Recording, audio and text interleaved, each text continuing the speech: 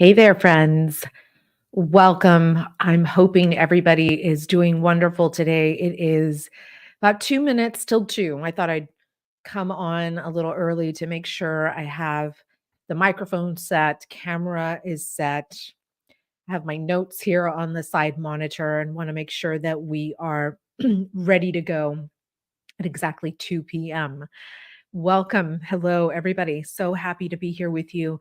My throat is does not hurt.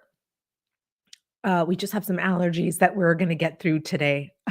So bear with me. I have my water and took some medicine too to clear up all of this interesting stuff that's happening with my sinuses. But anyway, I hope everybody's fantastic. My name is Denise Simpson. I am thrilled to be with you once a week, right here, wherever you're watching this. We are streaming in multiple places because we want to make sure we meet you where you are at. We want to serve you wherever you are. So if you're watching this on LinkedIn, you're more than likely at work. I'm hoping you're watching this on a desktop, maybe even on your app. You may be having your lunch, but you are ready to learn a few things in regards to mental health and well-being for leaders. So good for you. Maybe you're over on YouTube at the Dr. Denise Simpson channel on YouTube. You may be watching there. And so we welcome you wherever you are. Facebook, multiple places on Facebook, actually. So wherever you are, we want to meet you in your offices, meet you in your workspaces. Maybe you are a CEO and founder like me working from home. This is my home office. If I'm not on the streets or in my client offices, I'm here in my home office in Austin. And so, why we do this once a week is because we are slightly obsessed with serving our leaders out here, our leaders who are doing the best that they can with the resources and the mental capacity that they have. We are a small research institute originally that now has turned into serving leaders through leadership training and development, and of course, executive coaching. And so, as we're brainstorming ideas on how to better serve you every single week, we thought of Mental Health Awareness Month being this month of May, and wanting to bring you some practical strategies that you can implement right away to help you, the leader. See, we obsess over leaders because we know the responsibilities that you have as a leader. We know the pressure, we know the duties and responsibilities. We know what you are faced with on a daily basis. We understand you. Our whole business is around serving you, the leader. So, as we were brainstorming ideas on how to serve you this month, of course, this topic of mental health and wellness for leaders came up. There's no way we can not talk about this during a very important month of awareness. And so I want to invite you to continue following along here. We have a newsletter, a weekly newsletter, and it's called Serve the Leader. And let me show you here in my graphic. It's hashtag Serve the Leader. And so again, we designed this newsletter so that we can bring you practical strategies and tips so that you can apply right away. We want to acknowledge you as a leader because you're the one serving others. You're the one serving not just your families, but you're serving your communities. You're serving your constituents. You're serving your stakeholders. You are serving people every single day. But now, who is serving the leader? Now, I know a lot of you are probably saying, but I'm not selfish. I'm not asking that question. But you should be. You should be asking that question. Who can you call on for support? Who can you turn to for support? And that's why this newsletter on LinkedIn is really important. Serve the leader. Because who is serving you while you're serving the masses, while you're serving others, while you are inundated with the pressures and responsibilities of leadership? Who is serving you? Now, listen, I know some of us out here say, but no one's ever helped me. I'm actually the one that raises her hand and wants to help others. I've never asked anybody for help. But maybe you should be asking for help, dear leader. Maybe that's something that we can learn about today, especially when we're talking about mental health and well being, especially being May, the month of May, Mental Health Awareness Month. Maybe we should be asking for help. And so, this newsletter, Serve the Leader, is to serve you, the leader, while you're serving your employees, while you're serving your teams, while you're serving every single stakeholder that your department is responsible for. We want to be here for you to serve you. Now, if you're an employee and you don't have a leadership title and you're saying, should I be here right now? Should I even be listening to this conversation right now? Yes, you should, because we want to prepare you for leadership as well. Now, if you have a leadership role and a title, you best stay tuned. You best follow and subscribe to this newsletter, Serve the Leader. And you're going to find that over on LinkedIn under Denise Simpson, Dr. Denise Simpson profile page. That's my page. You're going to find that subscription link there. So if you are in leadership, this is some critical training we're doing today and every week, by the way. So you're in the right spot. You're in the right place to be here every single week to learn about a topic. We call these leadership trainings. They're for the public. They're for anybody who is in leadership or anyone interested in leadership. So for those of you who are in the pipeline, this is a must every single week. For those of you who are emerging, new leaders, maybe even aspirational leaders, you're going to want to stay tuned, stay close to this channel so that you don't miss a single training that we offer on a weekly basis. So for those of you who are just meeting me, hello, I'm Dr. Denise Simpson. I am a researcher, a public academic.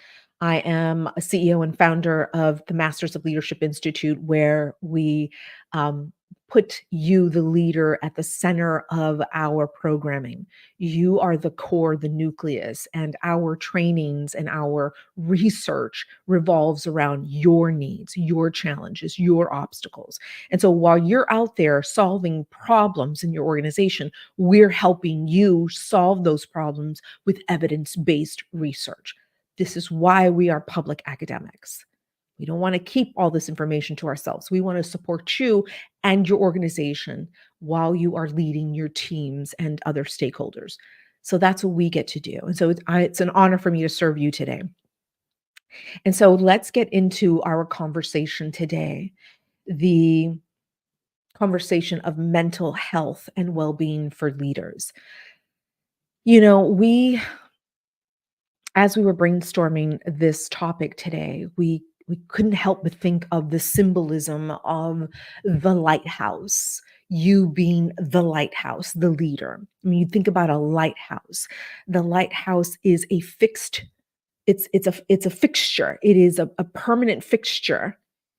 It's either on land, near water, but this fixture, it's a symbol of this structure that navigates ships from danger. We're warning ships of potential danger, of storms that are headed our way. We are guiding them to land. And so here we are as lighthouses, you and I as leaders, because I have a team that I have to lead every day and I have to be that fixture for them. They have to know that, they're going to know where the lighthouse is. They're going to know that it'll be standing there waiting for them, warning them, guiding them into land to keep them safe. That's what you do. And so when we thought of the greatest symbol of a leader, we thought of the lighthouse. And there's so many pictures out there, as we were researching, we found some really neat artwork of the lighthouse and the storm behind the lighthouse and the boats coming in from those storms. But that lighthouse is reliable. That lighthouse is like an anchor. That lighthouse should bring relief to your team, to your employees, especially when they are needing guidance and they're needing your direction during crisis, during challenging moments, challenging times, not only in their personal lives, but yes, in the workplace. And so you'll notice that the banner that we chose for this training today was the lighthouse. And of course, we had to name this leading with calm. We had to name this training leading with calm, managing stress and overwhelm for effective leadership. We are leaders who our employees turn to every single day. And who do you turn to for help? And so I bring this subject up because, yes, it's Mental Health Awareness Month, but we leaders should have a toolkit of practical strategies to help us, to help ourselves manage the stress and overwhelm that comes with leadership. I mean, leadership is stressful and it can be overwhelming for many reasons. Let's talk about the responsibility that you have as a leader. You, for one, probably raised your hand and said, I'm the one, put me in. I will lead this team. You are the one who applied for that promotion, perhaps. Maybe you were chosen by a leader who said you have the potential. Are you up for the responsibility? And you said, yes, I am. Put me in. And so leaders are responsible for the success or failure of their teams. And so when you think about the lighthouse, well, how successful are you in bringing in those boats from safety, right? Bringing them to safety from harm, from these storms. The responsibility that we leaders have can be overwhelming. But you chose this promotion, you chose this title, you chose this career path, the leadership career path, you chose this responsibility. And so it can turn overwhelming and it can become very stressful. How about the decision making responsibilities that we have? We are deciding, we're probably making 100+ decisions a day for our team. We face complex, high stakes decisions every single day. We have to balance the short term goals with the long term goals, the department goals with the strategic organizational goals. We're considering every stakeholder involved, we're considering their interests, we're making decisions that are going to impact our customers, our clients, our teams, our board of directors, every stakeholder. So the pressure of leadership comes in the decision making process. How about conflict management? How many of us spend the majority of our day managing conflict within team members, between departments, between stakeholders? We navigate conflicts within our teams, between our departments, with external partners, our clients, our customers. We manage these conflicts, hopefully effectively. I mean, that's the goal of leadership, is to do this effectively. And many of us aren't able to do this well, which causes so much stress and overwhelm.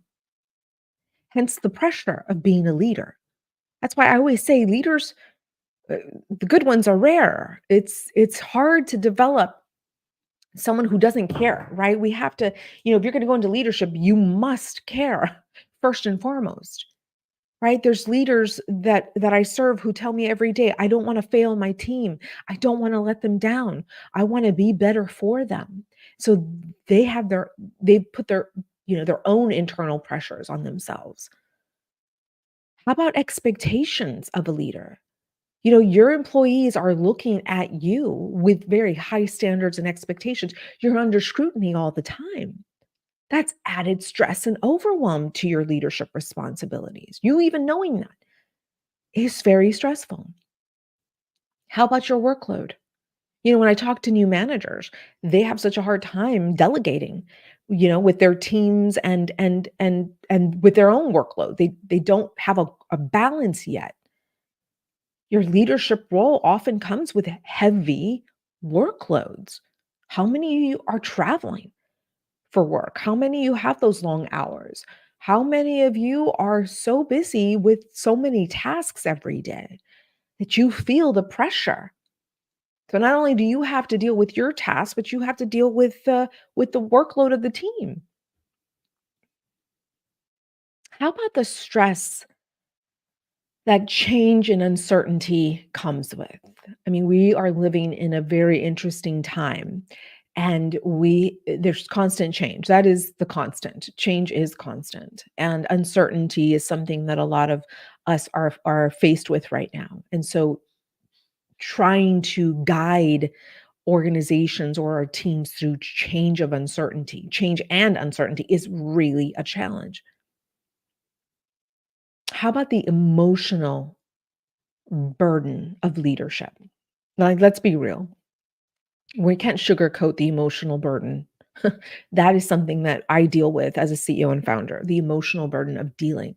I have to constantly regulate my emotions. I have to constantly check in with my belief systems. I have to constantly check in with my own identity as a leader.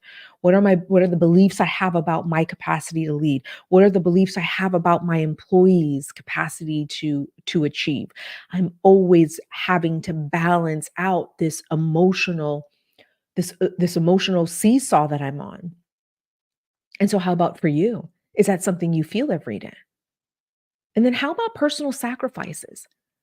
So many of us, especially in the pursuit of achievement in corporate America, we have a lot of sacrifices that we put ourselves through, right? We may sacrifice going for a graduate degree because we are focused on promotion within, but then we have to get that graduate degree so that we can show that we can learn and that we can achieve goals like, formal education. And so we have to sacrifice some things. How about sacrificing family time? How about for those of us who travel about 90% of our jobs? Where's the personal family time? Are we sacrificing that for corporate America, for our jobs? How about the stress of of continuous learning and development? How about that? That's the pressure I feel because I'm always evolving and growing in my professional development. I mean, there's skill gaps that I have that I know I need to close, and I'm still working on that. And so those are the added stress and overwhelm that comes with having a leadership role. The last thing I will mention is isolation and loneliness. That's stressful. When no one in your family understands the overwhelm and stress that you have to deal with on a daily basis is hard, and it feels like you're all alone. So leadership is stressful and overwhelming. And these variables that I just mentioned to you are just examples of why we are so overwhelmed as leaders. And if we're talking about mental health and well-being, we have to address some of these variables. We have to talk about why we feel isolated. We have to talk about why we feel we have to have, personal sacrifices. Why we have such, uncontrolled, unbalanced workloads. Why the expectations and scrutiny is so heavy on us because we're so visible and we're the ones responsible for the good and the bad of leadership. And so we have to address these variables so that we know how to move forward with these coping strategies, right? As leaders, we should have a toolbox of coping strategies, especially when we need to relieve some of the stress and the overwhelm that we feel. And this month in particular, the month of May, Mental Health Awareness Month, these are the conversations that we must be having. Now, I know in the organization, there's a lot of programming and even conversations about employee well-being. And those are important to have. But I'm having the conversation of leader well-being. And it all comes from the mindset. I have always said this, 80% of leadership is mindset. And 20% is the practical demonstration of leadership through your skills, through strategy, through action. And so when we're talking about mindset, We're talking about mental health and well-being. And so this is why we need to talk about ways that help us ourselves. I can share with you things that have helped me, have helped my clients, and then I want to hear from you on how there's strategies that work for you that you have come up with unique to your situation. Hi, who is this? Fabiana, hello. Good to see you. This speaks to me so much. There's so much you have mentioned here that I am and have experienced, and some things I couldn't even give voice to. That's what's interesting about us leaders. We're expected to do so much. We are expected to not ask for help. And so there comes a time where we just have to raise our hand and say, I'm done. I can't do this way anymore. There has to be a better way to do this. And so show me how to do that. How can I make this experience more fulfilling? Because my mindset is twisted up in the overwhelm and in the stress. And so this is why these conversations like Fabiana and I are having right now are so important. And so let's talk about some of those strategies, right? Because again, we need to identify the reasons why we feel so stressed and overwhelmed, and then ways to combat those reasons. And so when we talk about self-care strategies, now please don't roll your eyes at me, anybody, because when I hear people talk about self-care strategies, people are talking about bubble baths. I'm not talking about a bubble bath when I talk about self-care strategies. I'm talking about things that will move the stress in your body, because stress is an emotion. It's a culmination of all of these emotions that are locked in the energetic body. And so when I talk about self-care strategies, I'm talking about how do you move that stress from your nervous system? How do you move it from your body? What does that even look like? Does that look like health? Does that look like exercise, healthy eating, hiring a nutritionist because you're so busy you can't make healthy foods because you're traveling for work or you're leading your teams and in all over the workplace?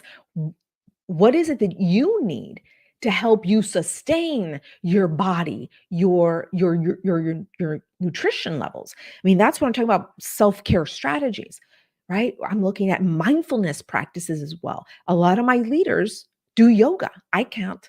That's not a strategy for me, but it could be for you. Maybe that's something that you do and it's successful for you and it moves stress and overwhelm in your body. For me, it's running. For me, it is going to the gym, non-negotiable, 2 hours a day. And let me tell you something, my clients and my staff come after my self-care strategies. Those are non-negotiable for me, because if I'm not my best, I can't be my best for my team. I cannot be my best for my clients. And so I want for you to shift that perspective. What do I need so I can be better for myself and in turn be better for others? So when I talk about self-care strategies, I'm not talking about a bubble bath or a massage. And although if that works for you and that's a strategy for you, then continue doing that. But I'm talking about deeper, more substantial strategies that you can incorporate long term. That's what I'm talking about, the practical self-care in what exercise can bring, what nutrition can bring, mindfulness practice can bring. And so those are some ideas that I want for you to start exploring for yourself. And maybe you're already doing some of these things. And so list those, let me know what you're doing so that we can share that with others. The second thing I will bring up is prioritization and time management. So many of us are so overwhelmed because we don't have a time management practice in place. Now, I know your teams are using project management systems like Asana or Monday or other platforms. But how about your time management? What are you prioritizing? How are you prioritizing your time? For me, again, the non-negotiable takes place first thing in the morning, and that is my self-care strategy of working out. And then I look at the rest of my day and I prioritize what is most important because I know when I'm my best. I know at what hours of the day I have the most energy. I also know when I am at my least. I also know when there's a slump. And so I prioritize some of the most important tasks during those set times. So I use time management practices with as simple as a kitchen timer. I showed this to a client yesterday. And I said, "Look, listen, there are things that I don't want to do in my business. As a CEO and founder with a dozen employees, I don't want to do a lot of the mundane, entrepreneur duties. But I am a leader of this institute, and there are things that I don't want to do that I will do. And I do that through a kitchen timer. And I set this timer for 45-minute blocks of time to sit down and do the work and have an output. I'm not just going to sit down and do nothing. I'm going to sit down and have an output, a result by the end of that time period. And so I prioritize my time this way. And of course, there's tasks in my work, in my leadership practice that I love to do. And I don't need to set a timer. I'm ready to roll anytime. But the things that I don't particularly want to do or like to do, and if I cannot delegate it because my team is full of projects and they have lots of other responsibilities, and I decide to take on that task and I don't want to do it, I set the timer so I can prioritize my focus, my intention, and then time management is used to produce an output, a result. So every time I sit for 45 minutes, best believe we will have a result. And so, how are you using and prioritizing your time? And so, you want to place the importance of your focus, right? Putting your focus on those high impact tasks. Again, you can do that through your energy levels, the time of day that you are at your peak. You can, perform at your peak. I avoid doing anything that takes a lot of mental bandwidth after 5 p.m. Sometimes it has to, sometimes I do have to take a call or a session with a client at 7 p.m. at night, and I have to warn them I'm not at my best. If you'd like, can we reschedule this? If not, I'm going to do the best I can today. And I'm very honest with that because I know my energy levels so well. Do you know your energy levels so well? The third thing that I will mention is the power of delegation. Delegating to your staff. Now, I know there are times where you have to do all the work. There are times where you can't delegate it to someone on your team, maybe because they haven't learned it yet, maybe because you haven't taken the time to train them on this. But the power of delegation, don't underestimate that. I have a client who's about to embark on a very important milestone in her educational pursuits. And I mentioned to her, now's the time to delegate what you need to delegate to the person below you. Use this opportunity to train them, to develop them, and to get them to a place where they can be a successor to your role. And so she's going to now place more power, more delegation, more authority on the person below her while she is working on a very important pursuit in her career. And when you delegate, it's supposed to relieve stress. It's not supposed to add more stress to your plate. What the goal of delegation is to actually hand this off, trusting the person that you're handing it off to so that they can fulfill or complete that role or that job or that task. And so it's important that we identify those key players on our team. So I have a key player on my team and I delegate the things that I do not have time for. I can do them in my sleep, but I'm stretched too thin. And this is a person I trust to complete these projects and to complete these high stakes tasks. And so, do you have someone on your team that can help you do that? So far, we talked about self care strategies, prioritization and time management, as well as delegation and empowering those in the hierarchy of of your department to support you. And so far, these three techniques will help with the stress and the overwhelm. And the last thing I will talk about is creating a supportive culture, right? Being open and honest with your team. You can be transparent, but vulnerability is more important here. So if you are overwhelmed and you are feeling the stress of a campaign or a project, and you need your team to pull through in this season, what are you going to do? Are you going to take on the additional roles and responsibilities? Or are you going to share this with the team and trust them in completing these tasks?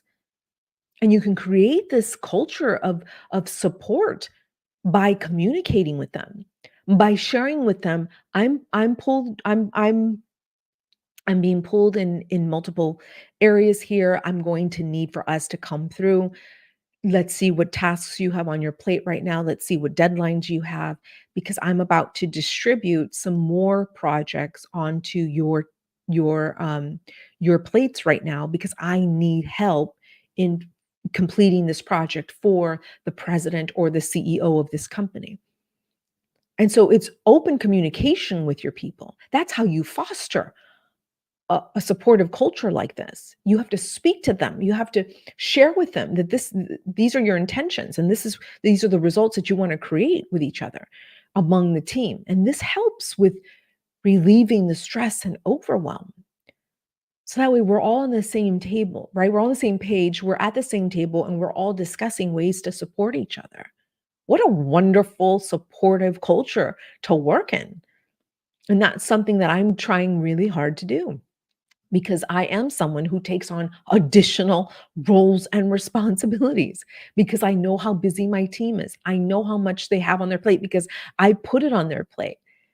And so I need to do a better job in creating this culture of support, so that when there's a season that we have to take on more than we anticipated, we're doing it willingly. We're doing it openly in a very supportive, compassionate way.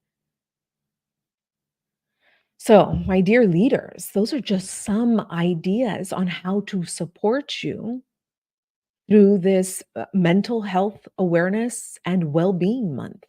These are strategies that you can take uh, to your workplace every day. You can implement them right away. I gave you some ideas on what I'm doing. I've shared with you some ideas on how my clients are incorporating some of these strategies.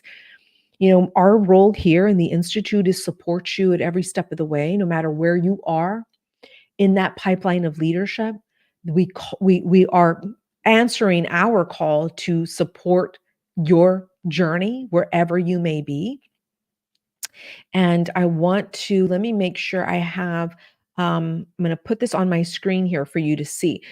So if you are watching this on LinkedIn, just head over to my profile homepage, where you can subscribe to this newsletter that we have called Serve the Leader. This is where we provide a newsletter every single week with practical strategies on whatever leadership training and topic that we've covered that week. You can always join my email list, and I'm going to share that with you now. You can go to drdenisesimpson.com/leadership.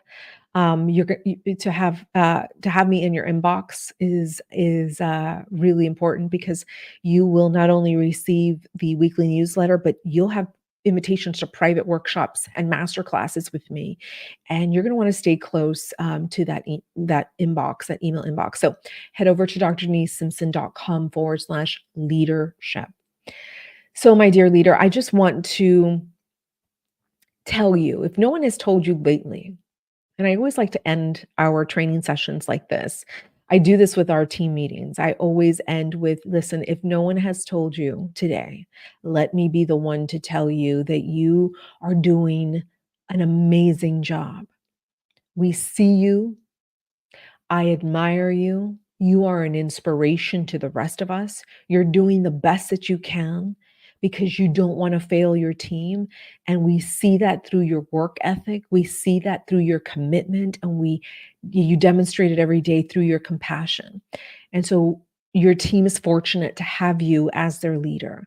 And if you allow us to serve you, leader, subscribe to our LinkedIn newsletter. Again, serve the leader. All right, dear leader, I hope you found this helpful. Thank you so much for joining me. Those are just some ideas on what you can do to implement some strategies on how to cope and deal with stress and overwhelm as a leader. We see you, we understand you, and we're here to support you. All right, dear leader, please stay close to wherever you're watching this and join us for our next live training next week on a Wednesday. Every Wednesday, you're going to want to meet us here. Okay, follow along so you don't miss a training. All right, take good care, everyone. Thank you so much for joining. We'll see you soon. Bye.